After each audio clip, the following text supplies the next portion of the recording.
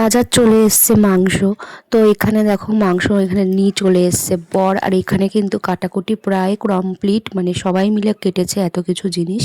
আয়োজনটা সামান্য হলেও কিন্তু 100 জনের রান্না করতে যতটা খাটনি কি 50 জনের রান্না করতেও সেম খাটনি। তো কথাটা ঠিক বললাম কি না জানিও। মানে আয়োজন তো তোমাকে সেই করতেই হয়, কিন্তু খালি লোকের পরিমাণ আর কম, এইটা কম আর বেশি এটাই যা। তাই এদিকে আমি মাছটা ভাজা শুরু করে দিয়েছি, ওইদিকে দেখছো মামা শ্বশুর এসে গেছে, এদিকে শাশুড়ি মা ডালটাও করে ফেলেছে দুপুরের জন্য। এখন এগুলো হচ্ছে দুপুরের আয়োজন, মানে ছেলেকে যেহেতু সাজিয়ে দেব, আর তার জন্যই এগুলো করা হচ্ছে। আর আমার যে মানে ঘরে কয়েকজন এসছে, আমার ননদ এসছে, তারপর আমার মানে ননদের মেয়ে আসবে, আর এক ননদের মেয়ে আসবে, তারপরে মামা শ্বশুরকে রান্না করতে বলেছি, মামা শ্বশুর মামি এরা সবাইকে বলেছি দুপুরবেলা খেয়ে নিতে। তো ওই 10-12 জনের মতন দুপুরে রান্নাটা করছি। তা দেখো এখানে চাটনি হয়ে গেছে, আমি তো পায়েস করে নিয়েছি, শাশুড়ি মা করেছে চাটনি, আর এদিকে হচ্ছে মাছের মাথা দিয়ে মুগের ডাল শাশুড়ি মা নামিয়ে নিল। আর মামা শ্বশুর কিন্তু খুব সুন্দর রান্না করে। এখানে মাংসটা ম্যারিনেট করার পরে দেখো দুপুরের মাছটাও রান্না হয়ে গেছে। এখানে রুই মাছটা একদম মানে কালিয়ার মতো করে সুন্দর করে করেছে। তো তারপর এখন দেখছো এটা দুপুরবেলা ছেলেকে আশীর্বাদ করা হচ্ছে। ঠাকুরকে যে পায়েসটা দিয়েছিলাম সেই পায়েসটা দিয়েই কিন্তু সবাই মিলে ছেলেকে এখন আশীর্বাদ করে নিচ্ছে এক এক করে।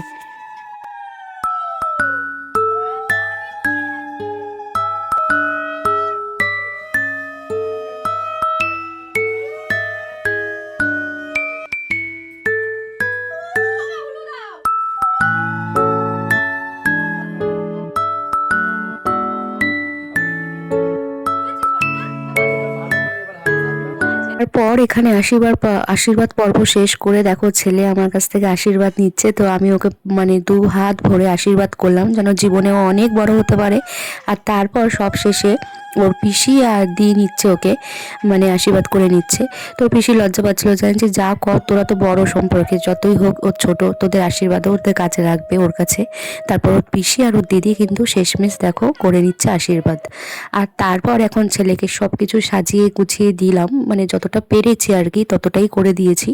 তো এটা কিন্তু আমার একার দ্বারা সম্ভব হতো না, মানে যাই হোক যতটুকুই আমার একার দ্বারা সম্ভব হতো না, আমাকে আমার শাশুড়ি মা, মামা শ্বশুর সবাই, মানে আমার ননদ সবাই হেল্প করেছে।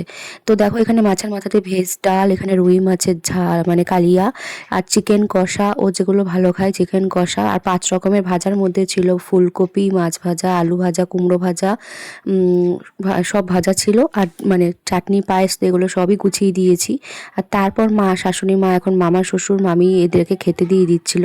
আর তারপর এটা দেখছো সন্ধ্যাবেলার দিকে এখন ননদকে একটু হেল্প করে দিচ্ছিলাম। ননদে কিন্তু প্রতি বছর ওর বার্থডে ঘরটা সাজায়, তো ও কিন্তু সাজাচ্ছিল, আর আমি ওকে একটু বেলুনটা ফুলিয়ে হেল্প করছিলাম। আর এখানে ছেলে বসে আছে।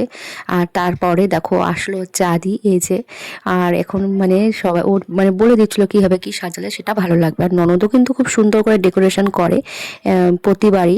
আর এই দিকে দেখো আমার শ্বশুর করছে হচ্ছে রান্না, এবার হচ্ছে রাতের রান্না। এখন রাতের কি মেনু সেটা চলো তোমাদের বলি। এখানে হচ্ছে চিকেন কষা, চিকেনটা এখনও কিন্তু সবে জাস্ট বসিয়েছে, খুব সুন্দর মানে এখন কষানো হবে অনেকক্ষণ ধরে। আর মামি শাশুড়ি এইদিকে কাঠের উনুনে করছে রাইস, ফ্রাইড রাইস হবে, তার জন্য বড় হাঁড়িতে একদম রাইস বসিয়ে দিয়েছে।